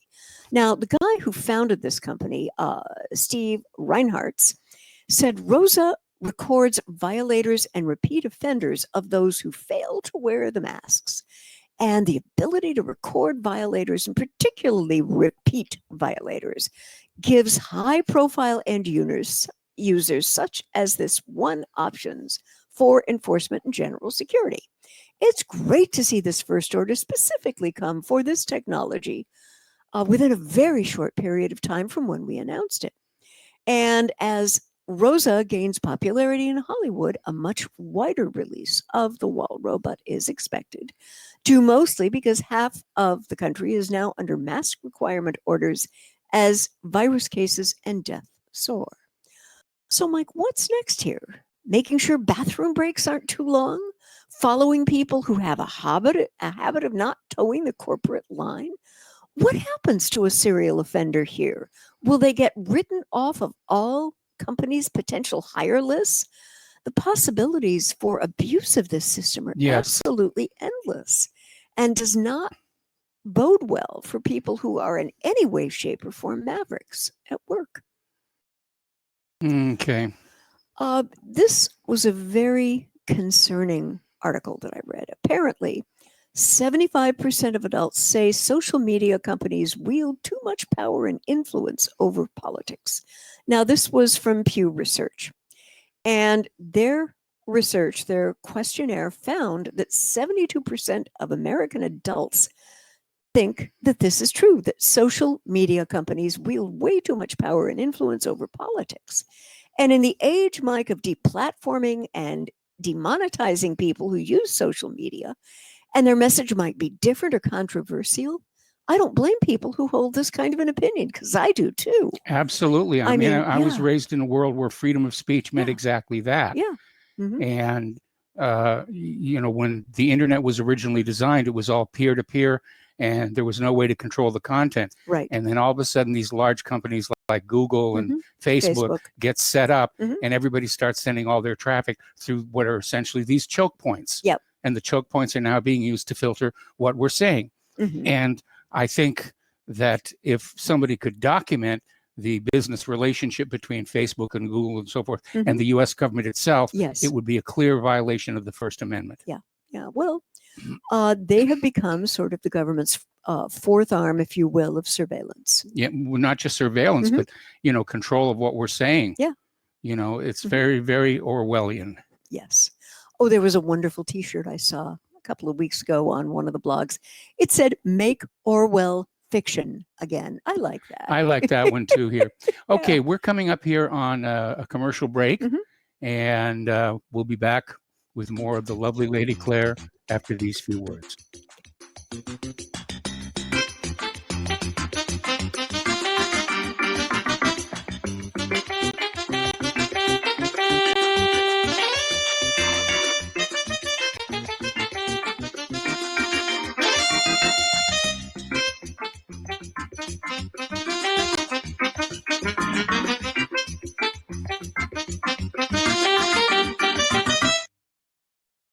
Did you know that you can be tracked and traced when you're online? With identity theft and cybercrimes on the rise, your passwords, your identity, and even your physical location can be revealed to complete strangers. Would you like to surf the internet anonymously and not have to worry about these threats? Well, now you can by visiting patriotinternet.com. For about $2 per month, patriotinternet.com will conceal your IP address and your physical location, allowing you to browse the web, send emails, and instant message anonymously. patriotinternet.com will bypass filters, block sites, and keyword blocking. You can also bypass logging by your router and your ISP. With patriotinternet.com, there is no software to install and uses 128-bit encryption for your protection. When using wireless hotspots, patriotinternet.com shields your information from identity thieves and is compatible with Windows, Mac, and Linux. Protect your identity and your freedom with anonymous internet access from patriotinternet.com. Visit patriotinternet.com today. Folks, we're living in a world the likes of which we've never perceived any clearer than we do now. The plan for global governance has been in the works for generations and would have likely been achieved by now, but for the fact that the globalists left open their Achilles heel. With all their tools, Federal Reserve System, fiat currency, no child left behind, and then Common Core education introduced to our schools to dumb us down, vaccines, pharmaceuticals to lobotomize us, GMO foods, insertion of compromised or bought and paid for politicians, judges, mainstream media propaganda, all pieced together like a puzzle designed to ultimately bring the world under submission. But with all their strategy, they forgot one thing: knowledge. And knowledge is power. With knowledge, their bombardment is nullified. Folks, with that, as brilliant and knowledgeable as you've become, among the wisest audience of any radio audience in the world, and you are, I want you to take a moment to reflect and ask yourself, how much of that knowledge did I obtain from Republic Broadcasting Network? How high has my consciousness been raised since I've been a listener? How fast am I now able to discriminate truth from fake news by being a Republic Broadcasting listener? How clear am I now able to see the world since I've been listening to RBN? Ask yourselves those questions, folks. Then ask yourself, what is that knowledge worth to me? Like my morning coffee, how would I survive without it? A voice of truth in a sea of lies. Do we not all need to make sure it survives? Like public broadcasting, we are now finding we can only survive with listener support. Censorship, advertisers being attacked, truth itself being attacked. It's the only way through this. We at Republic Broadcasting humbly ask you to become a supporter. Look at your budget and make a determination of what Republic Broadcasting is worth to you and what you can afford on a monthly basis. Go to republicbroadcasting.org and pledge 20, 30, 40, 50, if possible, 100 a month or more if it's affordable. Click the donate button and become a regular monthly donor. Assure both us and yourself that Republic Broadcasting truth will continue to flow like that morning coffee. The network thanks you. Some have maxed out all their credit cards. Some are working 2 jobs and living in cars. Minimum wage won't pay for a roof, won't pay for a drink. If you gotta have proof, just track yourself, Mr. CEO. See how far $5.15 an hour will go. Take a part-time job at one of your stores. I bet you can't make it here anymore. Welcome back to our show here. And lovely Lady Claire, what's the next story you have for us? Well, the next story is very fascinating to me. And its title is The COVID panic is lesson in using statistics to get your way in politics. Now, this is authored and comes to us from Ryan McMacken via the Mises Institute. And it talks about pundits and politicians being so obsessed with numbers and numbers surrounding deaths and illnesses attributed to COVID-19.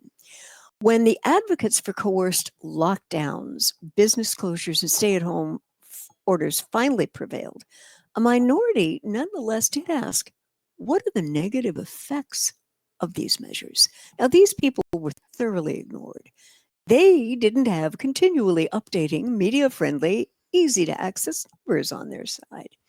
In fact, the numbers that illustrated the dark side of lockdowns and stay-at-home orders only began to trickle out without any online ticker to announce every new case. Now, one of the things that medical doctors noticed starting in April, more severe cases of child abuse than before the lockdowns. And the lockdowns cut kids off from relatives and settings that offered any kind of an escape. And moreover, the likelihood of abuse increased as the lockdown put more financial and emotional stress on families. But did child abuse receive much media attention? Heck no. Child abuse victims have no dedicated website with a number that's posted daily at CNN or the Drudge Report. Now, there was a similar problem, Mike, with suicides and drug overdoses. Although there is much evidence that suicides, drug overdoses, and other deaths of despair have increased as a result of lockdowns, these threats to life and limb have received very little attention by politicians and media outlets looking to maximize fears over COVID-19. And again, suicides and drug overdoses have no daily death toll, which is featured so relentlessly in media stories. And another... well, before you do this story here, we've got a caller waiting on the line. Oh, okay. W in Texas. Hello, W. Welcome to the show. What's on your mind? Hello, Mike. I guess my comment is what it's been pretty much the last couple of months. It's still hydroxychloroquine. Like nothing's really changed. I'm just going to. I heard this lady, a doctor named Simone Gold. Yeah. She had a thing she was talking about the other day, and I'll just read out the three main points was hydroxychloroquine has been approved by the FDA for 65 years. Number one. Number two, all pharmaceuticals have a safety profile. So every year, there's like every pill, if there's an injury or a death contributed to a pharmaceutical, is put into the pill's safety profile. And so for hydroxychloroquine, for the last 50 years, only 57 people have died in the last 50 years. Now put that up against all these, Tylenol, Advil, all types of other pharmaceuticals where there's hundreds of thousands of deaths or injuries contributed to these pharmaceuticals every year. But for hydroxychloroquine, for the last 50 years, only 57 deaths. And the third thing she said was up until March 2020 was the first time you ever saw negative associations related to hydroxychloroquine up to March 2020. Before that, there were no peer-reviewed journal articles, anything like that, discrediting hydroxychloroquine because it's been around so long. So it's pretty obvious. I mean, I said this months ago. It's pretty obvious what's happening. There's politics involved. There's business involved. There's agendas involved. And it's just really sick. It's just really sick seeing the psych mind control. I don't know how else to say it. It's psych mind control over people, and the news is pandering to this and so on and so forth. It's just really disgusting seeing this. I mean, check out this guy's Zelenko protocol. That's the guy that Trump referred to the first time he mentioned hydroxychloroquine was Dr. Zelenko. He has a website, the zelenkoprotocol.com. It explains how to use hydroxychloroquine with zinc, with azithromycin. You use it early. You use the correct dosage because a lot of these clinical trials have been using more dosage than you need. So check out the Zelenko protocol. And that's all I wanted to say. Well, hydroxychloroquine, because it is such an old drug, it's been around for a long time, probably it's not patentable anymore. And what the pharmaceutical companies want to do is they want to invent a cure or more, to be more accurate, a treatment that they will own exclusive marketing rights to, because that's where the big bucks are. And again, they want to sell a vaccine.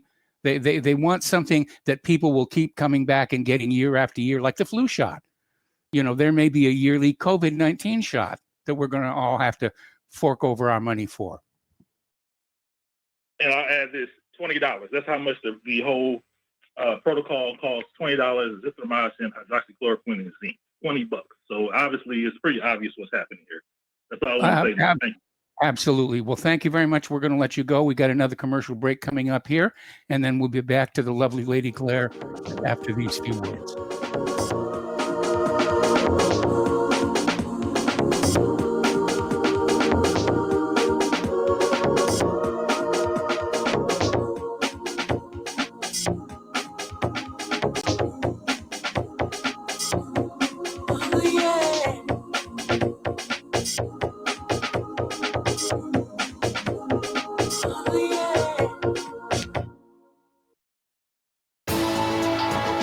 You are tuned in to the Republic Broadcasting Network.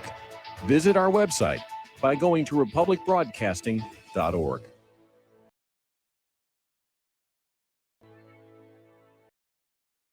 Homeowners, if your lender has gone out of business or sold your transaction to another lender or servicer, you may be the victim of a wrongful foreclosure, resulting in the loss of your home. If you've already lost your home, are in foreclosure, or even in good standing, you can challenge the mortgage transaction's illegal issue, and your property can be restored to you, and your foreclosure can be stopped or reversed, and the mortgage transaction declared unenforceable. State laws, U.S. title codes, the Uniform Commercial Codes, and U.S. Supreme Court rulings have upheld that defective mortgage documentations can reverse or stop foreclosures and enforce property title claims in favor of the homeowner. We are having successes in stopping the process of foreclosure, the enforcement of the foreclosure judgments, the sale of property, and evictions after the sale. We are not attorneys, and we don't give legal advice. We are a professional team of legal researchers, providing forensic mortgage audits and expert witnesses. We have the knowledge to produce the evidence and enforce laws regarding your legal issues. We've been in business for 12 years without a complaint. Consultations are free, and we provide a free title search to confirm if your mortgage has legal defects. Please call 855-253-3748. 855, the number 2, keep it today.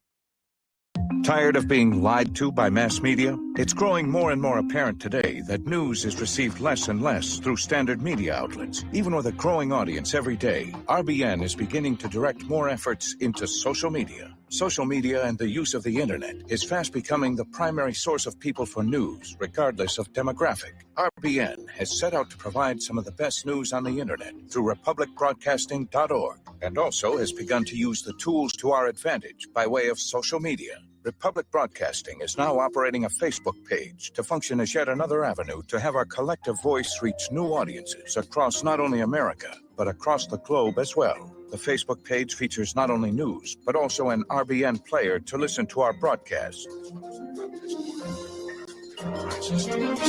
Get involved by visiting facebook.com/Republic Broadcasting and liking our page and share it with your friends and family, because you can handle the truth. Extend your life with Extendovite. After about a month of Extendovite, I don't know what it is about the circulation factor. I was able to increase the weight, increase the amount of sets I could do. It has to do with the oxygen getting to the blood. You should market this as an athletic performance. And I don't change anything about my diet or anything. I just thought, what the hell is in this stuff? This is amazing. Bilberry extract is got something called resveratrol in it, which is the same stuff that you get from red wine. It's also good for eyesight. And I was reading that the Royal Air Force during World War II would give their pilots bilberry jam so they could have better night vision stuff. This is amazing. To order, call 1-877-928-8822. That's 1-877-928-8822, or visit our website at heartdrop.com. Extend your life with Extendovite. We will not go down in the night without a fight. You can burn up our mosques and our homes and our schools, but our spirit will never die. We will not go down in Gaza tonight. Welcome back to our show here, and Lady Claire, take it away. There was was an article I noticed today that is of great concern, and its title was COVID-19 and the Pandemic of Surveillance. Now, this comes to us from someone by the name of J.D. Tucci via Reason.com. Americans are increasingly monitored, and COVID-19 health concerns aren't really improving the situation.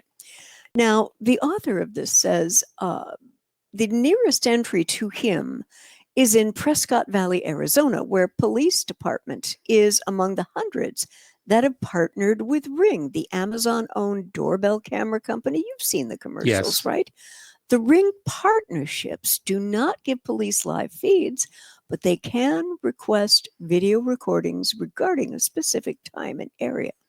While participating by Ring customers is at the moment voluntary, these partnerships are really clever to create a workaround for the development of a wholly new surveillance network without the kind of scrutiny that would happen if it was coming from the police or government.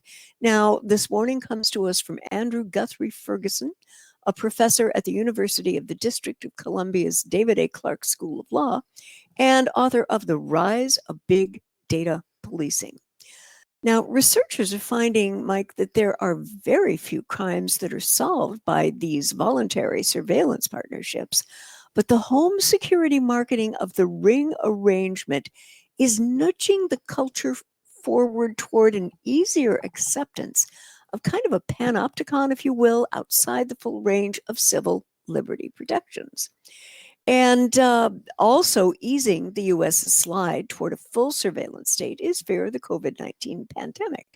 Public health officials who just months ago fretted about overcoming privacy concerns with regard to contact tracing schemes have turned to government's usual solution, threaten harsh penalties for non-compliance. Mike, your thoughts on this? Well, it's absolutely right. We have seen the evolution of the surveillance state over the last couple of decades. And yeah, everybody's using COVID-19 to push their agenda. One of the agendas is we have to keep an eye on you at all times to keep you safe and healthy. And, there are people who have a strong sense of privacy. They're not doing anything wrong, but they don't want somebody always watching over their shoulder, like we saw in 1984. Yes. And I mean, the government is admitting that a lot of this stuff really borders on the illegal, but you're absolutely right. They will impose harsh penalties if you don't go along with them. And that right there, that's tyranny and dictatorship. Yeah. Another article very much talking about the climate in this country. The political climate is preventing 62% of Americans from sharing their political views. Now, this comes to us by Ivan Penchukov via the Epoch Times. And a growing number of Americans feel that the political climate is preventing them from sharing their views. Now, this survey was done by the Cato Institute. And apparently, Mike, Republicans are much more likely to be afraid to share their opinions than Democrats and independents. More than 3 in 4 Republicans, 77%, let me run back to that number, 77% are afraid to share their views, compared to 52% of the Democrats and 59% of the independents. The reluctance to share one's views appear to grow as respondents shift right on the political spectrum. Compared to 2017, the reluctance to share one's views increased across the political spectrum. Liberals, moderates, and conservatives were all 7% more likely to be afraid to express their opinions. The increase in reluctance was more pronounced among strong liberals, rising 12% to 42% compared to 2017. And I've got to tell you, it's kind of refreshing to be in a part of the country where one is not disparaged for being a centrist, and the word centrist is not a dirty word. I'm kind of liking that. Yeah. Yeah. We're definitely in red country here. Oh, yeah. But there's a warning implicit in this story, and that is not to confuse the silence of conservatives with acceptance or agreement. Yeah. Yeah, very much so. I think that's what Nixon referred to as the silent majority. Yeah. Yeah. There was another very interesting article by Judge Andrew Napolitano. We've all seen him on Yes. Fox News. And it's called How Totalitarianism Begins. And he talks about the insertion of federal agents into some of these hotspots like Portland. And no notice, no local consent. The U.S. Department of Homeland Security sent teams of agents who were, by the way, completely untrained in crowd control techniques and wearing military fatigues onto Portland streets. Now, or they had maybe the word police on masking tape, and they descended upon the city in unmarked SUVs and began grabbing people indiscriminately off the streets without regard to the person's lawful presence or personal behavior. Now, there was an account of one guy walking peacefully in the downtown area, observing the chaos when 5 masked men in fatigues exited an unmarked SUV, grabbed him, pulled him into the car. They tied his hands with plastic behind his back. They pulled his cap over his face. They kept him for 2 hours and then released him. They filed no charges against him. And Mike, what Napolitano was getting to, this was a kidnapping. It wasn't an arrest. An arrest is a lawful restraint by legitimate government authority pursuant to a warrant issued by a judge. Now, Portland, last time I checked, is part of the United States of America, right? Mm-hmm. And I have to ask, and I agree with Judge Napolitano, what's going on here? It's very disconcerting. Now, on Monday, the DHS acknowledged that these guys, these thugs, were its police and said that their behavior somehow will bring stability to downtown Portland. And I doubt that. Yeah. The phrase used by acting DHS Secretary Chad Wolf, mimicking his boss, said, law and order, law and order. But, Mike, there is nothing lawful or orderly about what these agents did. Their activities in Portland were unlawful, unconstitutional, and harmful. Now, they are unlawful because federal agents are selectively arresting folks. Kidnapping. Yeah, and not even pretending to be enforcing local or state laws. Now, under federal law, the feds may not deploy police or military domestically unless the state legislature or the state governor requests that. Now, that didn't happen. No, with quite Portland. the contrary. They're saying stay the heck out. Yeah, or language a little more colorful. The feds' activities are also unconstitutional because they are using government force to arrest people without probable cause or arrest warrants. We know that there is no legal basis for these arrests as they haven't charged a single individual. Moreover, this is so harmful and terrifying, being kidnapped, handcuffed, blindfolded, not spoken to, and then released, all for no stated purpose. And what this is going to do is have a mass chill on peaceful public dissent. Yes. You know, the First Amendment to the Constitution requires that the government protect speech, not assault those people who exercise it. And these indiscriminate beatings are intended to deter folks from publicly dissenting. It's profoundly unconstitutional, counterproductive, and will ultimately be costly to the federal government. Under the Constitution, the ability to regulate for health and safety belongs to the state and local governments, and the feds simply do not have lawful authority to fill in gaps in local law enforcement, no matter how offended they may be. And Napolitano says this is how fascism begins. Totalitarianism begins. Okay, we have a caller waiting on the line. Alrighty. Tom in Florida, welcome to the show. What's on your mind today? Yeah, good day, Mike. Good day, Claire. Hope you have a great weekend coming up. What's on my mind is, Mike, what's going on with the Columbus statues and stuff in Chicago. It's mind-blowing to me what's happening. It's unrelenting, and the Black Lives Matter keeps getting away with their nonsensical stuff. But, you know, last couple days, for the last 2 days, Mike, you've had this guy from Washington calling in your show talking about reparations. Yes. Well, you know what? I got an idea for that guy. Why doesn't you give your check up and give them reparations? Because I don't think I should give them 1 cent. I wouldn't give them a darn penny, and I don't think they want $44 trillion. Some of these rappers are saying that the white man owns the black man, $44 trillion of reparations. We had nothing. Hey, Mike, the biggest slave traders in 1820s, the 1820s before the Civil War, were black men. Yes. They were the ones that owned the slaves mainly. A lot of these plantations. I mean, we're hearing this guy saying, "Oh, I think it's about time." Reparations, nothing. No way, man. Are you kidding me? What are they going to give reparations to the white people or in South Africa? I mean, come on. Who's kidding who here? And the Irish were slaves here way before the blacks.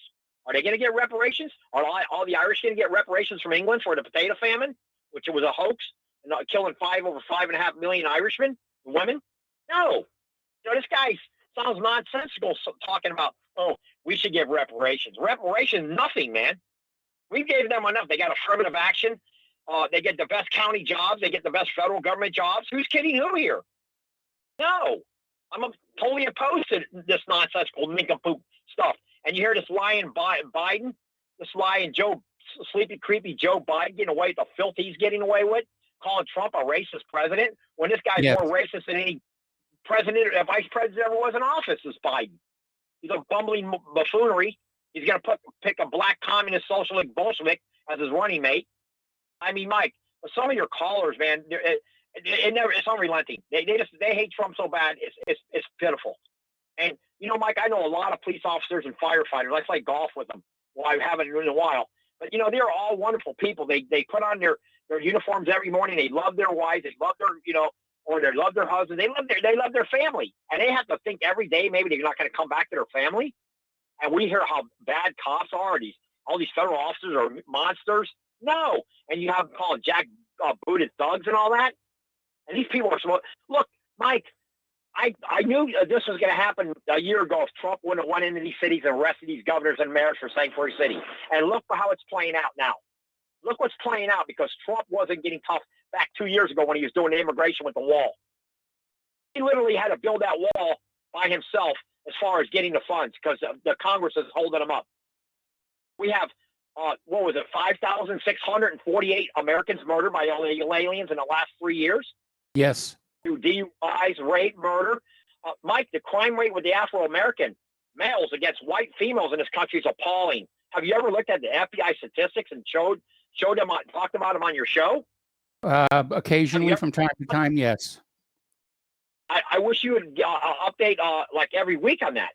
Like to give an update on the crime figures, black on white crime compared to white on black crime. It's alarming, Mike, what the blacks are getting away with, and they keep screaming this crap about slavery. Hey, ladies and gentlemen, over 750,000 total. That's only soldiers died in that Civil War. We're not even calling it civilian casualties, which I believe, Mike, was 3.5 million casualties in the Civil War? Yes. Is Mike correct on that? 3.5 million civilians? Women who had nothing to do with the Civil War dying left and right in the South, in the North, mainly in the South, not too much in the North. I mean, all we hear is what the white man this. The white man gave them everything, Mike. They got the best jobs in the country right now, for goodness sakes. Affirmative action. It's easy for us. It's easy for people to sit here now and say slavery is wrong and slavery is bad, and I agree with them on that. But you need to hold one thought in mind. When you talk about this idea of reparations, when slavery was happening, it was the letter of the law. There was no crime actually being committed. And on that basis alone, the idea of reparations is ridiculous. Thank you, Michael. You're right. I mean, some of your callers, man, they live in states, Mike, that they're never going to go vote Republican. Some of your states are totally blue for the next 100 years. So some of these guys that call from these blue states, I guess they're frustrated because when they go to vote, their vote doesn't even count. They have no opportunity to vote for a conservative agenda. It's everything they got to be with this licky, kissy, touchy, feely, bend over type situation in some of these blue states, and you got to take it for what it is, but you can't have a voice. Look at these New England states and look out west, Mike. Your vote doesn't even count. You're going to the polls with a defeatist purpose already that your vote won't even count. You have no say in the matter. It's still going to go Democrat, demon rat, whatever you want to, how you want to call it or propose it. And if we don't have some kind of a balance, we've totally lost this country. Yes. Our statues down, Confederate statues in the Rotunda and the Capitol is disgraceful. And like I told you, Mike, the South never lost the war. If you look at it, they all went back to the South, and they had their southern states. The northern men went back to their states. The only thing the North did is had a bunch of carpetbaggers come down to the South and raped it financially and economically and emotionally. What they did to the South was horrendous, the carpetbaggers. Why do some of your callers study about the carpetbaggery of the South by the northern people, what they have done to the South with carpetbagging alone? Forget about and Mike, like I said, in the Civil War, for every man who died in that Civil War, the Yankees lost 2-1. The South took out 2 Yankee soldiers to 1 rebel, and they still lost the war. So what does that tell you? Yeah, it's unbelievable. Yeah, Lincoln, and people never talk about what Lincoln wanted to do after the Civil War. If he'd have lived, one more term, there's no telling what Lincoln would have done with the slave issue. My opinion, he would have sent as many as he possibly could back, as far as I read his papers, back to Africa. Yes. To tell the truth. They would have went back to Africa, because even Lincoln's paper said, as long as I don't know how he actually expressed it, but the way he expressed it was really, it was a flowing type, situation where, hey, listen, we had a Civil War. It didn't work out the way everybody's hoping on both sides. And you know what? We got to repatriate them back to their homeland. And he tried to do that in Monrovia, Liberia. Yes. Some of your callers could study that, and then they could call on your show and say, "Oh, that guy Tom, he was basically right." I know I'm right, because I studied it. That Lincoln, basically, if he'd have lived, he would not have allowed the country to turn out the way it did. Definitely not. And look at Ulysses S. Grant, Mike. They're tearing his statue down after what he sacrificed for the Northern armies to win, to have the slaves freed. He's a bad guy. I don't hear nobody wanting to tear Martin Luther King's statue down. Okay, well, Tom, I got to put you on hold. We got to take a break for commercials. Okay. Back with the last segment of our program after these few words.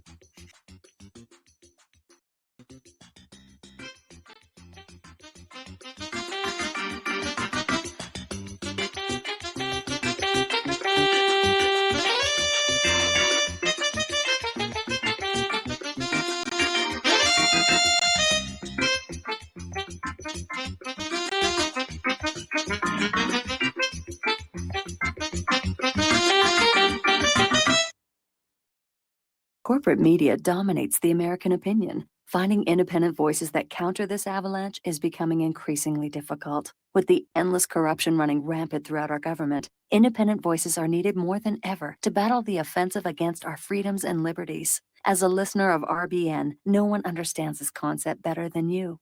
Now it's up to you to do your part. The time has come for you to take action and begin broadcasting the truth to hundreds or thousands of people every month. Sound impossible? Quite the contrary. With pointed slogans from LibertyStickers.com, you can reach countless sleeping Americans unaware that they live in a real-life wonderland. LibertyStickers.com has a huge inventory of political bumper stickers and messages that reflect the truth about our government, our politicians, and the future of America. With so many in stock, there's one perfect for you. Visit us today at LibertyStickers.com. Again, that's LibertyStickers.com.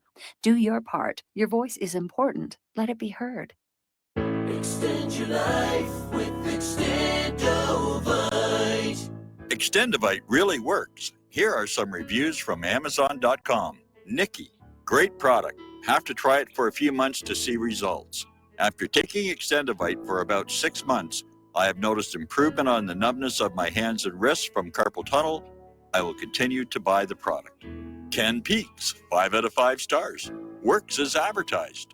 This formula is very powerful. Be careful to follow directions. I am feeling much better. My heart rate and blood pressure has stabilized and my lower edema has reduced. Lower leg pain due to blood clots has disappeared. Thank you. To order, call 1-877-928-8822. That's 1-877-928-8822 or visit our website at heartdrop.com. Extend your life with Extendovite. What would you say if I told you we have a new tool that will increase production and lower maintenance costs for your meat processing company? And it would pay for itself in just 6 weeks. When pigs fly! The new Ease Off Model Easy 4 replaces old spring-style carcass droppers and is faster, safer, and more reliable. The Ease Off lowers or lifts 1,000 pounds to or from your rail automatically using our remote control. Sounds expensive. Can I afford it? Can you afford not to try the Ease Off? It installs fast with just 3 bolts in place of your current dropper. The effortless operation will reduce fatigue and injuries, speed up your line, eliminate downtime, and increase profit. How can I order my Ease Off? Go to easeoff.com, EAZEOFF.com, and hurry because we are offering $200 off on the new Easy 4 for a limited time. Easeoff.com. We make pigs fly. Cows too. Ease Off LLC, Summersville, Missouri, 417-932-6419.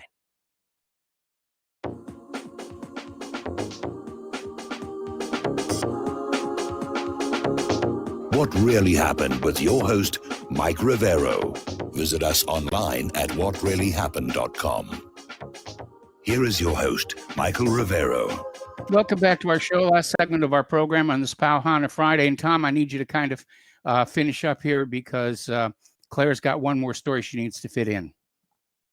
Okay, Mike, I'll make it real quick. I just want to say I really believe all these police officers throughout the United States, black, white, Hispanic, that do their job every day are wonderful people. 99.9% of these people, these police officers, these firefighters, they love this country, and they go out and do a heck of a job. And one more thing, Mike, you know, I got to say this about Chauvin and Floyd. Now they're saying they arrested his wife, the Oriental lady, because of tax evasion. They owed over $500,000, $550,000 in taxes, Chauvin and his wife. I do believe that this is not a racial problem with Chauvin and Floyd. They knew each other in the club, and there was something going on, some kind of nefarious drug dealing or something was going on. Chauvin did not kill him because he's a black man. They knew each other. They worked in the same Mexican cantina, and I believe because Chauvin owed so much money for back taxes, and his wife, if you notice, Mike, right after he got arrested that day, his wife divorced him, and it probably wasn't because of Floyd. It was because of the money the IRS was coming after him for over $550,000, and nobody's talking about that. And nobody talks about Floyd. And Floyd had a bag of fentanyl on him that could kill 2,000, 3,000 men in that little bag that they had on video. And this guy was a porno star, Floyd. He did Floyd the landlord. Why don't people ever talk about that in the media? Come on, Mike. It's all a scam, junket to destroy our country. Tom, thank you, sir. Have a wonderful weekend. Thanks. All right, same to you here. And I'm sorry, I'm probably not going to get to the other callers who were waiting on the line. You had one more story that you needed to jam in here. Yes, I do. Apparently yesterday, U.S. fighters buzzed an Iranian airliner causing injuries. And the pilot says jets were identified as Americans. Now, this is a civilian flight, guys. On Mahan Airlines, flight 1152, people were injured, some badly, when a pair of U.S. fighter jets approached it over Damascus, forcing the airliner to change direction to avoid colliding with the warplanes. Apparently, this abrupt change tossed passengers around and several got injured. Now, the plane did land in Beirut after a stop-off, returned to Tehran without incident. There is no word on the condition of the injured. Now, reported earlier today, the U.S. interception was initially reported as a single Israeli airplane, which would have been the latest in a series of Israeli incidents against Iranians. The airliner pilot, however, said he contacted the jets in question and that they were Americans. Now, CENTCOM has confirmed this, saying they intercepted the airplane in accordance with international standards. What kind of is that? To ensure the safety of U.S. ground troops at the Al-Tanf base inside Syria. In other words, they didn't know it was a passenger airliner. Holy crud. Folks, what the flip is the U.S. doing inside Syria other than an absolutely unlawful grab of oil and territory? Mike, I would like your thoughts on this. How long do you think Vladimir Putin in Russia is going to allow this to continue? Well, Russia's strategy is going to be one of attrition. Okay. They want to get the United States sucked into another Vietnam. Yeah. In fact, we're pretty much there in terms of both Afghanistan and Syria. Yeah. We're back in the same thing. We're not winning those wars. No. We're not able to win those wars, and we're being lied to. Yeah. All right, there's the music time for us to get on out of here. Stay tuned for John Stedmiller. I'm sure he's got lots of interesting things to share with you. Please spread the word of RBN. Spread the word of whatreallyhappened.com. And we'll be back on Monday. Have a great weekend. Aloha, America.